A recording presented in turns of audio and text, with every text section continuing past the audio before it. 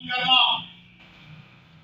सारी उम्मत के वलियों की गर्दनों पर जिस हस्ती का कदम है उसे दुनिया गौस से आजम कर दिया। इमाम आज़म गौस से आजम शेख अब्दुल कादिर जीलानी रहमतुल्लाह तआला अलैह रज़ियल्लाहु तआला अन्हु।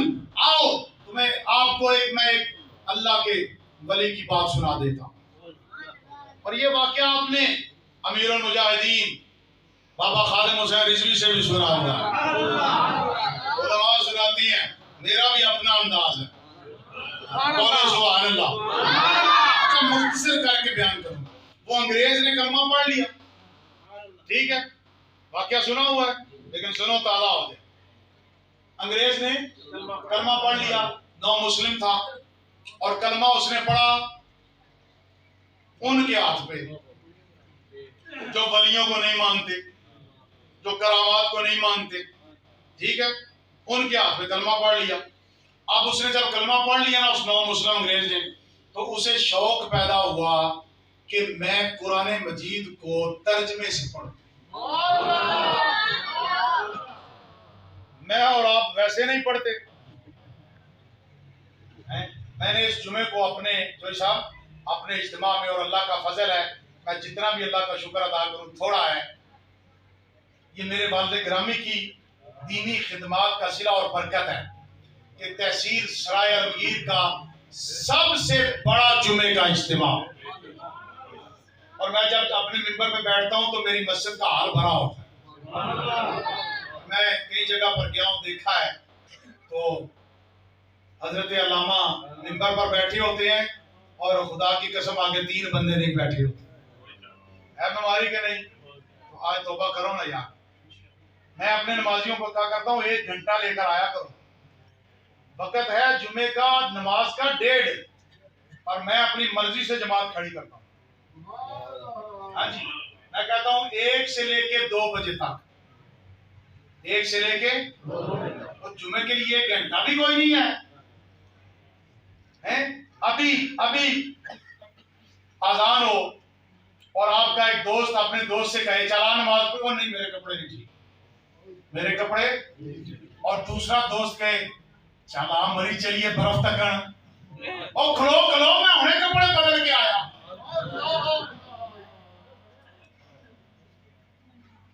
को पल्ले पल रही है बात के नहीं, को समझ आ रही है कि नहीं? हमारे सुते हो कि जागते हो? नहीं मुस्कुरा क्या का नहीं, मस्जिद में क्या का नहीं लगा। तबस्सुम की इजाजत है। तबस्सुम कहते हैं कि मुस्कुराहट जिसको कहते हैं, क्या की इजाजत नहीं, ठीक है। तो बात पल्ले पढ़ रही है कि नहीं पढ़ रही? नमाज पढ़ो, नहीं जरा मेरे कपड़े चला मरी चलिए, वो खलो 5 मिनट खलो मैं कपड़े बदल के आया। ये तो हमारा अलमिया है। हम पैदा पाकिस्तान में होना चाहते हैं, जिंदगी अमेरिका में गुजारना चाहते हैं, और मरना मदीना शरीफ में चाहते हैं, और मरने के बाद सीधा जन्नत में जाना चाहते हैं। और मेरे वालिद ग्रामी जुमला कहा करते हैं, वो कहते थे वाह भाई तेरे ईमान पे भी वाह है, जो ईमान तुझे घर से उठाकर मस्जिद में नहीं ला सका वो तुझे जन्नत में कैसे लेकर जाएगा?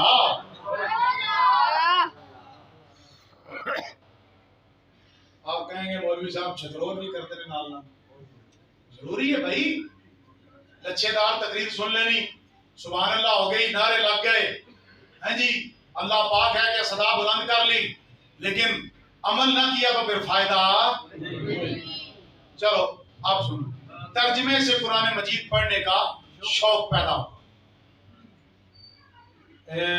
मुझे खुशी है कि आपकी इसी मस्जिद में रजी को दरसे कुरान होता है, साहबजादा शुएब साहब आते हैं, है जी, अल्हम्दुलिल्लाह रब्बिल आलमीन, आया करो ना। फिर मैं देखता हूँ कभी कभी मुझे इत्तला मिलती रहती है शुएब साहब से भी कि बुजुर्ग बड़े बैठे होते हैं, मजा तो तब है ये जवान भी आए। जवानों आओ, आ जाओ मस्जिद में आ जाया करो, अल्लाह रसूल को राजी कर लिया करो। ये दुनिया ने काम नहीं आना, अल्लाह रसूल ने काम आना है। चलो बात खत्म करूं। शौक से तर्जमे से कुरान मजीद पढ़ने का शौक पैदा हुआ। रोजाना फजर की नमाज पढ़ता, अपने उस्ताद जी के पास बैठ जाता और कुरान मजीद तर्जमे से पढ़ने लग जाता। चलते चलते चलते चलते चलते चलते उस मकाम पे आया जहां तख्ते बिल्कीस, वही हजरत सुलेमान अलैहिस्सलाम आपका जिक्र है, तख्ते बिल्कीस का जिक्र। तो वो वाक़या बड़ा लंबा है, मैं मुख्तसर करता हूँ। वो हुद आया, वो कहने लगा, अल्लाह के नबी हजरत सुलेमान, मैं तो एक औरत की हुकूमत देख कर आया और वो बड़ी अमीर है और बड़ी उसके पास दौलत है। अब अगर आप तफसीर पढ़ें तो आपको लुत्फ आए।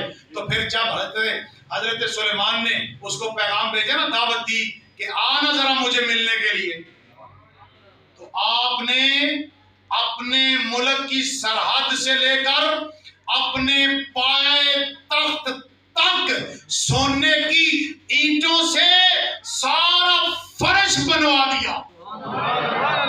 इसे पता तो चले कि ये कितनी मालो दौलत वाली है, और इसे पता चले अल्लाह के नबी को अल्लाह ने कितना मालो दौलत अता कर रखा। ठीक है, और एक एक सोने दी लभ जाए, मेरा हाल तुसी आखोगे दुनिया में छड़ दईए, सज्जन में छड़ दईए या मरदा अब्बे नु भी बंदा छड़ दे, भरावां नु, सगियां भैणां भरावां नु, और दो मरलियां पीछे लड़ पैंदी हो कि नहीं, हो जाती है लड़ाई। हजरत ये भी एक बड़ा खूबसूरत एक वाकया है हजरत ईसा अलैहिस्सलाम का। आप एक सफर पे गए और एक यहूदी आपके साथ था, लेकिन अब नहीं सुनाऊंगा, फिर कभी आप सुनो। अच्छा, तर्जमे से वो जब इस मकाम पर पहुंचा जहां तख्ते बिल्कीस का जिक्र था और आप अपने दरबार में बैठे हैं और आपने ऐलान किया, तो एक जिन खड़ा हुआ, कहने लगा आप मजलिस खत्म करें, दोबारा लगाएं, हजूर मैं जाऊंगा और तख्त ले आऊंगा, जाऊंगा और तख्त ले आऊंगा। आपने फरमाया नहीं, मुझे मुझे मुझे इससे भी पहले चाहिए। तो कुरान मजीद कहता है कि एक किताब का इल्म रखने वाला, किताब का इल्म रखने वाला, अगले लफ्ज सुनकर अगर आपने सुभान अल्लाह ना कही और आपको बात समझ ना आई तो मैं कहूंगा कि मेरा ही कसूर है, आपका नहीं। कुरान मजीद कहता है एक किताब का इल्म रखने वाला। अब जुमला सुनो अगला, एक इस्राएली वली उठा, इस्राएली वली। अच्छा, अब मैं क्या ही देता हूं, एक है इस्राएली वली, एक है मोहम्मदी वली। अब बात इस्राएली वली की हो रही है सर, आसिफ बिन बरखिया, ठीक है, हजरत आपको तख्त चाहिए। अब 7 महल्लात के अंदर वो तख्त पड़ा हुआ है और 7 महल्लात मुकफ्फल हैं, ताले लगे हुए। आपको तख्त चाहिए, तख्त चाहिए। कहा आप आंख झपके, अब बोलो यार बोलो। मुझे 1.5 घंटा हो रहा है आपसे बोलते हुए, और आप भी जरा मोहब्बत से बोलो सुभान अल्लाह। आपको तख्त चाहिए, कहा आंख झपके, आंख झपक कर खोले, तख्त आपके सामने होगा। और अल्लाह के नबी सलमान ने आंख झपकी, तख्त सामने पड़ा हुआ था। आपने फरमाया हाज़ा मिन फज़्ल रब्बी, ये मेरे रब का मुझ पर फजल है। ठीक हो गया, ठीक हो गया। अच्छा, अब वो तख्त आ गया ना, तो अब थे वो, और तो तुम पर मेरे आका की इनायत न सही, थे वो थे। अब वो नौ मुस्लिम था। हजरत जी कहने लगा, उस्ताद जी ये तख्त यहाँ कैसे आया? जिसको समझ आ रही है सुभान अल्लाह। उस्ताद जी ये तख्त यहाँ कैसे कैसे कैसे आया? अब वो मानने वाले तो थे, और यार आया था, आ गया था, चल आगे पढ़। अच्छा, अगली सुबह हुई, नमाज फजर पढ़ी, फिर कुरान मजीद खोला, उस्ताद साहब पढ़ाने शुरू हुए। कहने लगा, उस्ताद जी जरा वो कल वाला मसला तो समझाओ। कौन सा? कहने लगा, वो तख्त कैसे आया था? और भाई आया था, जैसे भी आया था, चल आगे पढ़। अगला दिन आया, रोजाना यही सवाल वो अपने उस्ताद जी से करता, तख्त कैसे आया था। कुछ अर्सा गुजरा, वो जो उस्ताद जी थे ना, उनको पाकिस्तान आना पड़ा, इंग्लिस्तान से पाकिस्तान आना पड़ा। तो उन्होंने टिकट करवाई। शागिर्द को पता चला कि मेरे उस्ताद जी पाकिस्तान जा रहे हैं। तो वो कहने लगा, उस्ताद जी आप पाकिस्तान जा रहे हैं? जा, मैं भी आपके साथ जाऊंगा। उसने भी टिकट करवा ली, दोनों ने टिकट करवा ली और आगे पाकिस्तान। अब इत्तेफाक से मौलवी साहब का जो घर था ना, हुजूर दाता साहब के पास था। में कहीं उसका घर था, ठीक है जी, दाएं बाएं जो भी बस्ती थी, राजगंज थी या जो भी थी। अब ये वाकया, ठीक है, ये मलफूजाते अबू अनीस के अंदर भी मौजूद है और अल्लामा अजीम कादरी गुजरात वाले, उन्होंने भी लिखा है। और हत्ता कि उनके पास उस अंग्रेज का, नौ मुस्लिम का टेलीफोन नंबर भी मौजूद है। अब तो वो फौत हो गया और उसकी कब्र दाता साहब के नीचे है, ठीक है। अब तो ये फिर लुत्फ की बात है ना, जरा बोलो ना सुभान अल्लाह। आगे जनाब पाकिस्तान, जब आगे ना पाकिस्तान, तो फिर क्या हुआ, फजर की नमाज पढ़ी तो मौलवी साहब अपने शागिर्दों को कहते हैं, चल आ यार सैर करने चले। क्या करने चले? सैर करने चले।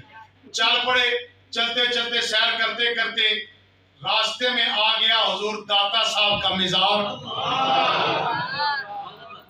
अब वो था नौ मुस्लिम, वो था, उसे क्या पता ये क्या है। वो कहने लगा अपने उस्ताद जी से, उस्ताद जी ये क्या है, ये क्या है? तो उस्ताद जी ने पता क्या कहा? उस्ताद जी ने कहा, इधर नहीं जाना, इधर शिर्क होता है, इधर शिर्क होता है, इधर नहीं जाना। चलो जी आगे चल दिए। अगले दिन आए, फिर पूछता है ये क्या है? उस्ताद जी ने कहा कल भी बताया था, इधर नहीं जाना, इधर क्या होता है? शिर्क होता है। तीसरे दिन ना उस्ताद जी को बताए बगैर ही ना शागिर्द साहब चल दिए।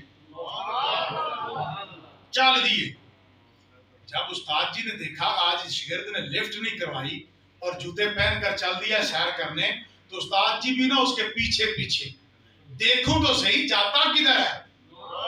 अच्छा, चलते चलते पीछे जब आया ना दाता साहब का मिज़ार, तो क्या देखा कि उनका वो नौ मुस्लिम शागिर्द दाता साहब की पौड़ियां चढ़ रहा है। दाता साहब की पौड़ियां चढ़ रहा है।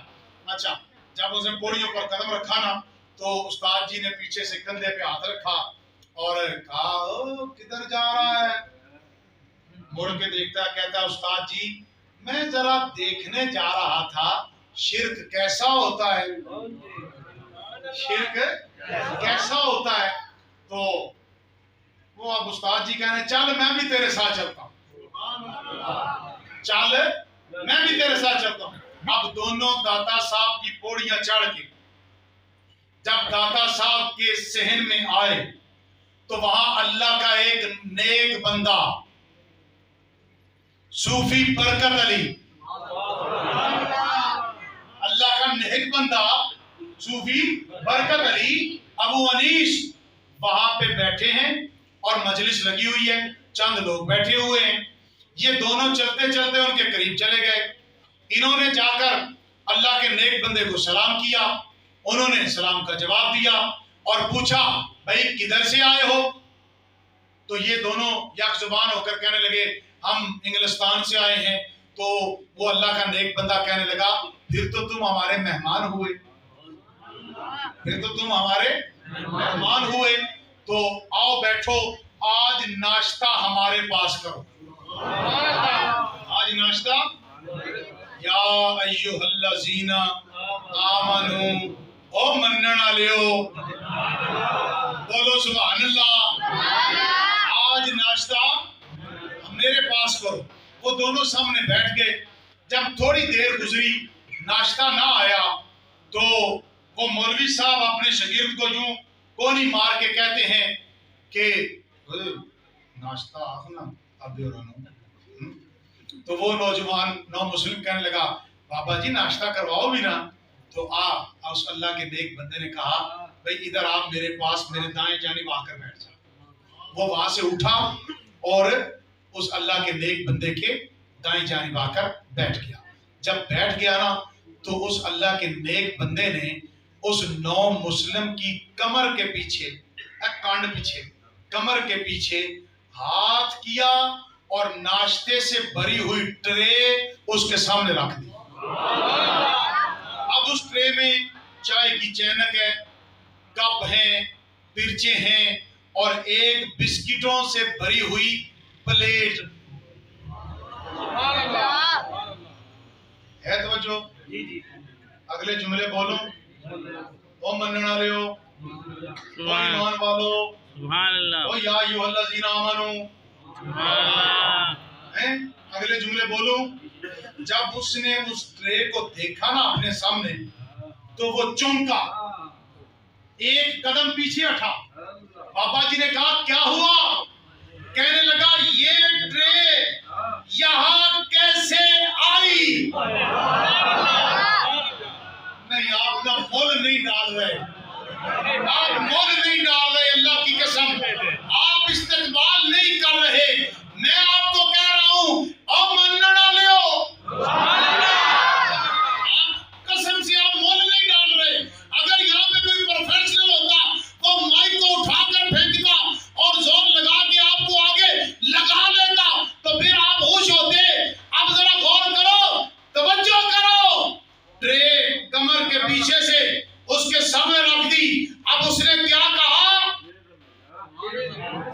ये ट्रे नाश्ते की भरी हुई यहाँ कैसे आई? बाबा जी ने कहा क्यों, क्या हुआ? कहने लगा इंग्लिस्तान के अंदर मेरा जो घर है उस घर का जो किचन है ये ट्रे वहां पड़ी हुई थी। ये ट्रे यहाँ पर कैसे आई? बाबा जी ने कहा और 6 महीने हो गए तुझे मसले की समझ नहीं आ रही। तू कहता है, इसे पूछता है कि वो तख्त कैसे आया था? वो तख्त ऐसे वो तख्त कैसे आया था? वो तख्त ऐसे आया था। तो वो नौ मुस्लिम बोला